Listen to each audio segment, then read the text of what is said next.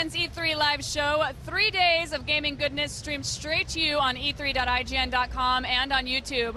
Fallout 3 is loved by both critics and gamers alike. After all, it was IGN's Game of the Year for 2008. Now the post-apocalyptic world is back with Obsidian's Fallout New Vegas. With us, our creative director, Chris Avellone, I hope I got that right, and executive producer, Larry Liberty, who has the best last name ever.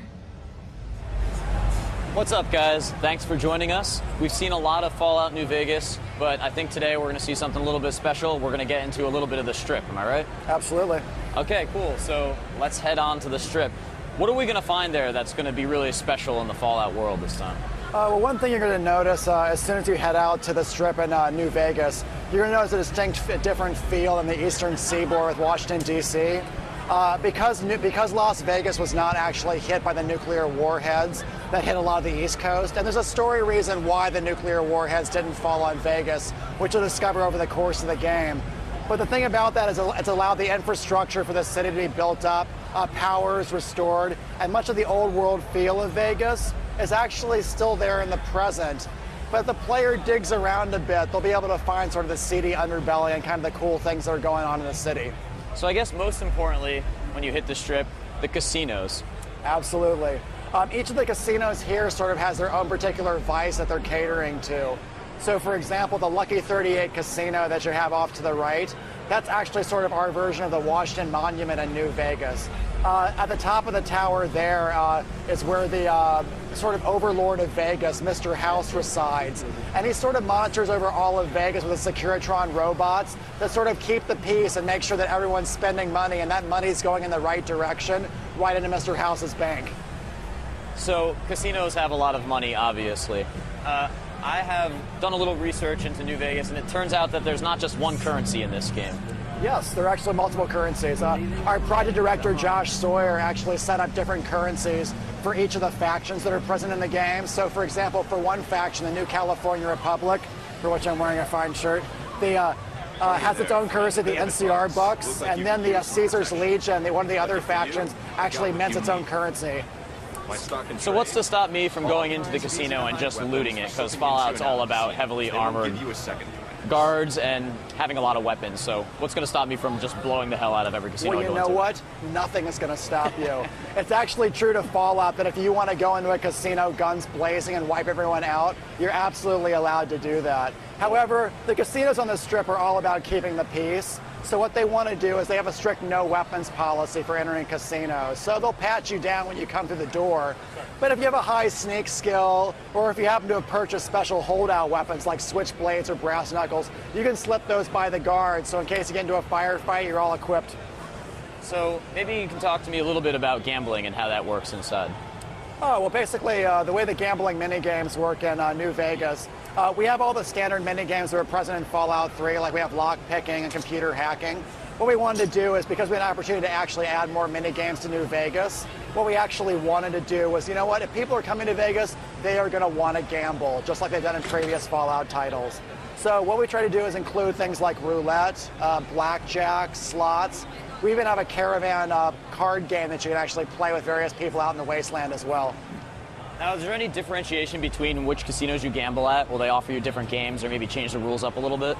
A lot of the casinos sort of have their own particular vibe about them. They offer different services and they'll sell different things to the player. The actual slot machines and the roulette tables and things like that are pretty consistent from casino to casino, although the different quest lines and characters you can interact with are much, much different. So, for example, Larry's entered the Tops Casino right now, which sort of has the Rat Pack, sort of evil Frank Sinatra vibe about it. So when you go in there, you know, it has kind of like the 50s kind of Sinatra feel to it. And he's going to go up and check out a little bit of blackjack here, for example. We actually got really fortunate because our gameplay programmer, who's actually setting up these mini games, his previous job was actually working on gambling titles. So when the task came up, he was able to take care of it with no problem. So what we have here is real cards, which a lot of people were hoping to see when the game was first unveiled. Yes.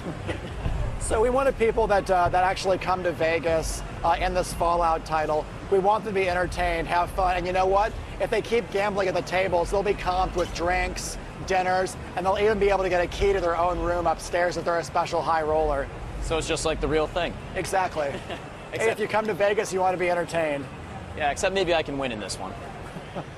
One of the cool things about it too is actually, aside from all the comp stuff they'll give you, if you find yourself cheating at the various games, or if you end up winning too much money, the floor manager will actually show up and give you the thumb behind the back and go, you know what, sir, you need to leave. That's cool. So the other thing I wanted to see today is maybe you can take us back outside and show us a little bit of the weaponry in New Vegas. Oh, absolutely. Larry has a full arsenal of weapons from the game. There's a few that we're going to highlight here.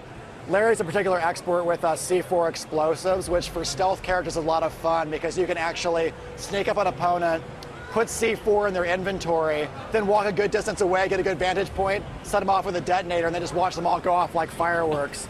Larry's also got access to a grenade launcher, a multi-plasma rifle, and even a 9-iron golf club in his inventory. So I think we have time to see about one of those. So let's pick the coolest thing that we can show. Larry, it's your choice.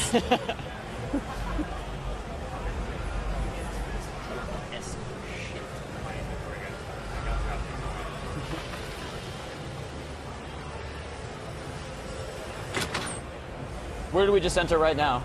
We actually entered the Tops Casino again. Actually, the guards were so good about stripping Larry of his weapons when he entered the casino. They're actually holding on to his whole arsenal of weapons right now. So you've just got to go get it back. Yeah, exactly. Hey, fella, welcome.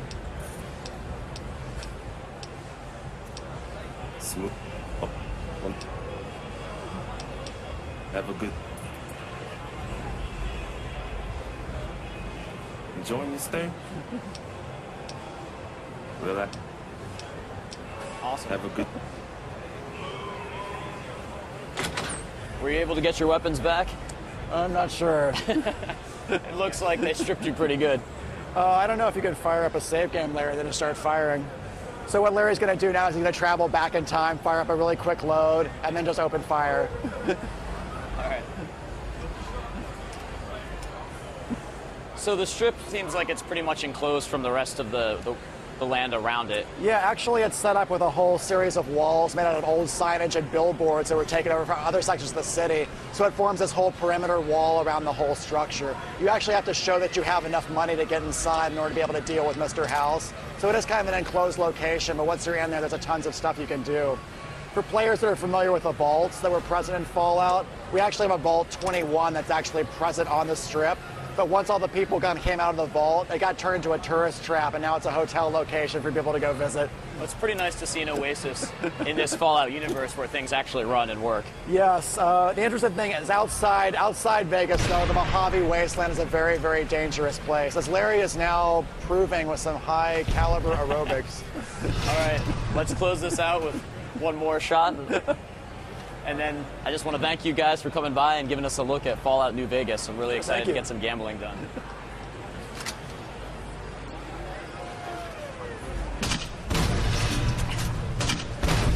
There we go. Thanks a lot, guys. Sure, thank you. Back to you, Jess. Thanks, guys. Now that's it for this segment, but don't you go anywhere. After all, we've got tons more games coming your way. We're also going to give out details for the final giveaway of the day, so make sure and stay tuned.